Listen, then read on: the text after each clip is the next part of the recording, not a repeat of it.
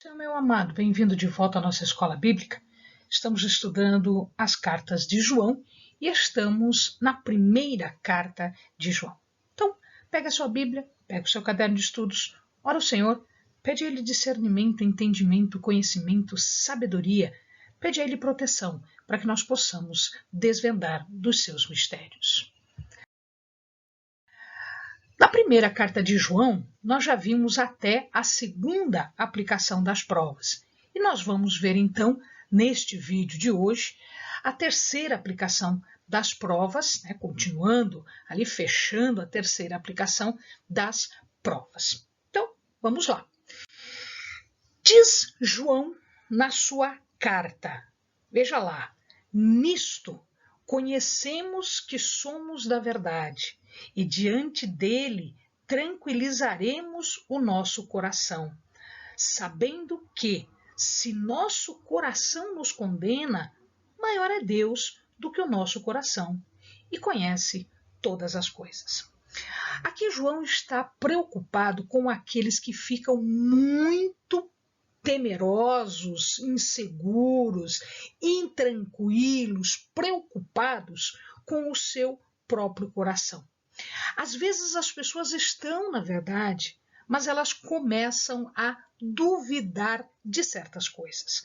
Tá? Então, quando nós temos insegurança, quando nós temos dificuldade de entendermos estas coisas, é possível que o nosso coração fique inseguro, intranquilo e que isso possa nos trazer um medo, uma dúvida, algo que possa vir a tirar a nossa paz. Então, na verdade, João está preocupado com isso. Na verdade, João está preocupado com a paz. Ora, se nós já confessamos Jesus, se Jesus já veio e fez a obra de salvação na nossa vida, qual é a preocupação que nós podemos ter? Nenhuma, porque a paz já está conosco. Nós já fizemos as pazes com Deus através de Jesus. Então, o nosso coração não pode nos acusar. Querido, às vezes a pessoa fica muito preocupada com isso. E o coração começa a acusar. Não! Veja aqui, o que é que João está dizendo aqui? Se nós conhecemos que somos da verdade, diante dele nós devemos ter tranquilos os nossos corações. Por quê? Porque nós já confessamos. Então, algumas pessoas têm o que a gente pode chamar de consciência pesada. Querido, Deus é maior do que tudo isso. Quando nós oramos a Deus, quando nós nos entregamos a Deus, quando nós colocamos para Deus as coisas, Deus tranquiliza o nosso coração. Né? Então, se você está sem paz, porque o teu próprio coração te acusa, né? Vá até o trono de Deus, se dirija até Ele, conversa com Deus, pede a Deus, clama a Deus. Deus inunda o nosso coração de paz. Deus faz o que a gente chama de apacentar os corações. Então, não tem preocupação, não tem acusação, não existe nenhuma circunstância que possa tirar a nossa paz se nós estivermos com Deus. Deus, ele apacenta o nosso coração. Deus tranquiliza o nosso coração. Amém, amado? Mas João continua, ele diz assim, amados, se o coração não nos condena, temos confiança para com Deus, e qualquer coisa que lhe pedirmos, dele a receberemos, porque guardamos os seus mandamentos e fazemos o que lhe é agradável. Então, olha lá, ele está falando das bênçãos agora, daquele coração que não tem acusação, aquele coração que está tranquilo, aquele coração que está em Deus, ele está descansado em Deus. Então ele diz que a primeira circunstância aqui é que eu tenho comunhão com Deus. Então isto é uma bênção de um coração que não acusa. Qual é a bênção? A bênção é estar em comunhão com Deus. É estar sabedor, confiante de que tudo aquilo que você passou com Deus, toda aquela experiência que você passou com Deus, agora se traduz em bênçãos. Olha lá, ele continua: ora, o seu mandamento é este, que creiamos no nome de seu Filho Jesus Cristo e nos amemos uns aos outros, segundo o mandamento que nos ordenou. E aquele que guarda os seus mandamentos permanece em Deus e Deus nele. E nisto conhecemos que ele permanece em nós, pelo Espírito que ele nos deu. Então, uma outra questão aqui é: se eu estou em comunhão com Deus, se o meu coração não me acusa, porque eu estou tranquila, eu estou em paz, eu estou apacentada, estou em comunhão, portanto, eu posso me achegar a Deus. Como é que eu me achego a Deus? Em oração. Ele aceita a minha oração, ele ouve a minha oração de tal maneira que, se eu creio em Jesus, se eu creio no seu Filho Jesus, né, tudo que lhe pedirmos, ele nos concede, segundo a sua vontade, segundo o seu querer, a vontade de Deus. Então, se nós estamos orando segundo a vontade de Deus e em obediência aos seus mandamentos, porque nós estamos guardando os seus mandamentos, é claro que o Senhor vai distribuir bênçãos na nossa vida. E estas bênçãos vão ser feitas, né, vão ser dadas de acordo com a vontade dele e de acordo com aquilo que nós pedimos, né? Nem sempre o que nós pedimos é da vontade de Deus. Nós temos que entender isso. Existe a vontade de Deus. A gente já vai falar sobre isso. Mas se nós estamos orando segundo a vontade dele, se nós estamos orando em obediência, se nós estamos orando de acordo com aquilo que ele tem para nós, ele vai distribuir bênçãos para mim e para você. Tenha certeza disso. E às vezes essas bênçãos demoram um pouquinho? Sim. Por quê? Porque ainda não é hora. Porque ainda falta alguma coisa para que a bênção seja perfeita. Amados, uma vez eu ouvi alguém dizer o seguinte: quando uma mulher está grávida, demora um certo tempo para a criança nascer. Por que ela não nasce antes, mesmo a mãe querendo, todo mundo querendo que a criança nasça, quer dizer, sem paciência, a criança, né, eu quero que nasça, quero que nasça. Por que a criança demora aquele tempo para nascer? Porque ela precisa daquele tempo, ela é uma bênção, e ela precisa daquele tempo para se aperfeiçoar, para se formar completamente. Ora, se uma criança nasce antes da hora, isso não é parto, isso não é nascimento, isso pode ser aborto, isso pode ser um parto antecipado que pode significar problemas em relação à criança. A mesma coisa as nossas bênçãos, a mesma coisa os nossos pedidos. Às vezes nós estamos grávidos da bênção e da promessa de Deus, mas nós queremos que nasça na nossa vontade, no nosso tempo. Não é assim que acontece. Vai nascer no tempo de Deus, conforme a vontade de Deus. Amém? Pois muito bem. Então vejamos agora, vamos fazer aqui uma comparação entre o capítulo 2 e o capítulo 4 da primeira carta de João. O que nós vimos no capítulo 2? Nós vimos que João fala de uma última hora. O que é essa última hora? Nada mais é do que a vinda do anticristo.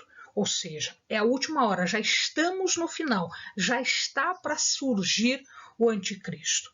Ele fala dos nossos. Quem são os nossos? Nós aprendemos que os nossos eram os cristãos, eram aqueles que estavam congregando em comunhão e que estavam ungidos pelo Espírito Santo, né? Com todo o cuidado, com todo o auxílio, com toda a ajuda do Espírito Santo. Ele fala também que estas pessoas, os verdadeiros cristãos, os verdadeiros filhos de Deus, são aqueles que sabem a verdade. E que esta verdade que nós sabemos não é nem parecida com a mentira que o inimigo anda falando por aí, anda pregando por aí. Porque quem é mentiroso? Quem é mentiroso é aquele que nega Jesus como o Cristo. Jesus, o nome de Jesus, é o nome da pessoa Jesus. Cristo é a missão dele, é a missão de Salvador. E estes que não são cristãos, que não são dos nossos, estes que saíram por vontade própria do meio da congregação, eles são mentirosos porque eles não conhecem a verdade. Eles negam Jesus como Cristo, como aquele que veio trazer salvação. Então, estes são contrários a Cristo, por isso eles se chamam anticristos, contrários a Cristo.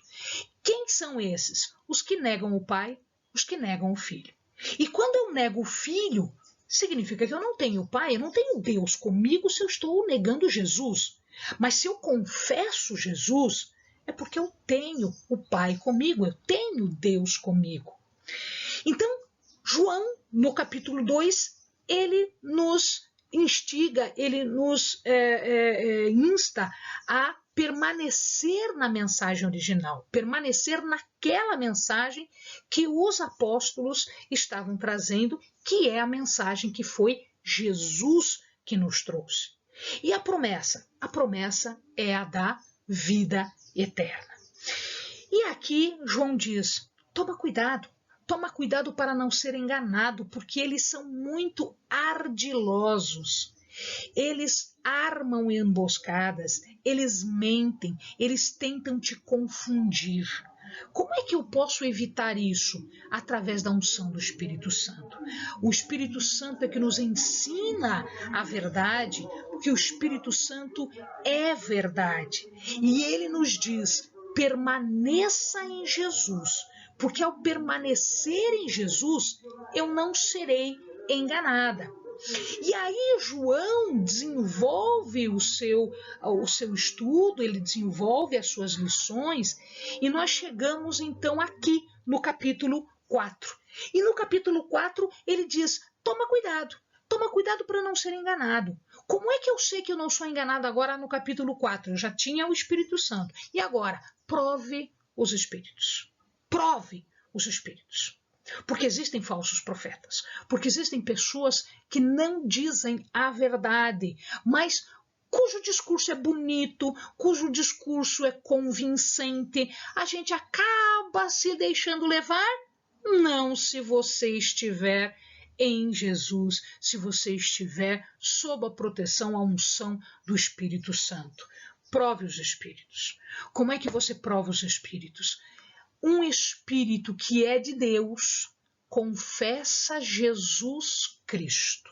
Jesus Cristo veio em carne. Ele veio dos céus, ele é divino, ele é filho de Deus, mas ele veio em carne para nos salvar. Quem confessa Jesus Cristo, como eu falei agora, este tem o Espírito de Deus. Quem não confessa é aquele que tem o espírito do anticristo. E é uma coisa interessante, quando nós somos de Deus, nós reconhecemos o Espírito da verdade. Quem não é de Deus não consegue confessar Jesus Cristo como Senhor e Salvador. Eles podem até saber disso, mas eles não confessam isso. É desse jeito que eu provo os espíritos, pela confissão. E nós confessando, nós estamos em Cristo, com Cristo, nós somos salvos, temos comunhão e estamos com Ele em comunhão. Isto significa que nós, no final das contas, nós seremos vencedores. Por quê? Porque se nós estamos com Ele, obedecemos Ele, guardamos os seus mandamentos, porque nós somos nascidos dEle, nós somos dEle. E se nós somos de Deus, Deus é maior do que aquele que está no mundo. E Ele vence o mundo. Ele vence o mundo e quem está com Ele também vence o mundo. Agora não se engane, meu querido, porque quem está no mundo é do mundo, é ouvido pelo mundo. O mundo não te escuta, o mundo não te reconhece, porque você não é deste mundo. Você tem um espírito de verdade, você não está no engano, você não está no erro. Ser de Deus significa ser ouvido por aqueles que conhecem a Deus e não o mundo. O mundo não te escuta, o mundo não te considera, porque ele não é dos nossos, ele não é de Deus, ele não tem comunhão, ele tem um espírito de anticristo e, portanto, ele não pode nos ouvir.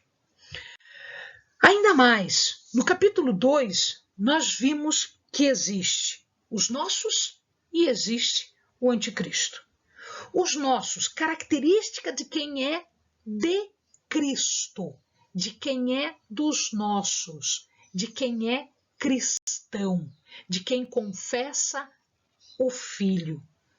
Ele é conhecedor da verdade, ele conhece o Filho e conhece o Pai, ele tem a unção do Espírito Santo. Ele confessando o Filho e permanecendo nele, no Filho, que equivale a dizer em Deus, né? Permanecermos em Deus e permanecermos em Jesus é a mesma coisa porque eles são um. Nós teremos vida eterna e nós estaremos na verdade. E quem não é? Quem não é anticristo. Ele é um mentiroso, porque ele é do mundo. Ele é do diabo. E o diabo é o pai da mentira. É ele que nos engana. É ele que tenta nos enganar. É ele que nega o Filho. Portanto, ele é anticristo. No capítulo 4, João vai mais adiante. O que é que João fala? Se quem é de Deus é aquele que confessa Jesus como o Filho de Deus. Este é maior do que o mundo. Deus é maior do que o mundo.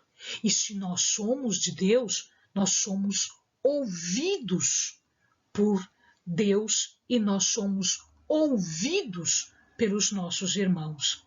Mas interessante é que nós ouvimos também, como João fala em 10:27, né? As minhas ovelhas ouvem a minha voz, eu as conheço e elas me seguem. O anticristo é aquele que não confessa, é aquele que está no mundo, é aquele que é ouvido pelo mundo. Ah, quanta gente é popular, quanta gente é conhecido e às vezes ele fala e não importa o que ele fala, todo mundo acha lindo, acha maravilhoso. Uma mensagem falsa, uma mensagem mentirosa, uma mensagem demoníaca e que leva à morte eterna. Então toma cuidado, meu querido, com profecias, línguas. Profecias e línguas podiam confundir? Querido, profecias e línguas podem confundir até hoje. Porque pode ter uma profecia verdadeira, mas falsos profetas já existiam desde o Velho Testamento. Línguas pode ser uma língua divina, uma língua dos céus, mas pode ser uma língua demoníaca. Então, tanto a profecia quanto a língua podem confundir. E você vai saber a diferença como a gente acabou de ver, pelo Espírito Santo e pela prova de confissão. Então, nós devemos nos perguntar: qual é o espírito que está atrás do profeta? Qual é o espírito que está atrás do mestre? Aquele que profetiza, aquele que ensina? Deus ou o diabo? Como eu vou saber, Eleni? Você vai fazer prova. Se ele confessa a Deus, se ele tem comunhão com Deus, se ele está em Deus e no Espírito de Deus, então ele é de Deus. Nós devemos ter maturidade, termos discernimento para nos afastarmos de toda superstição e de não irmos atrás de qualquer vento de doutrina, de qualquer ensinamento falso. Nós temos que ter cuidado. O que está na palavra é o que foi deixado para nós. Os mandamentos de Jesus, aquilo que foi explicado por Jesus e que foi reproduzido depois e que foi reexplicado, que foi espalhado pelo mundo através dos seus discípulos, dos seus apóstolos. Conhecer é uma coisa, confessar a outra. Os espíritos maus conhecem a Deus, eles conhecem a Deus, eles conhecem Jesus, mas eles não confessam a divindade e a salvação que vem de Jesus. Então, meu querido, nós temos aqui uma combinação de todas essas provas para a gente fechar as provas todas.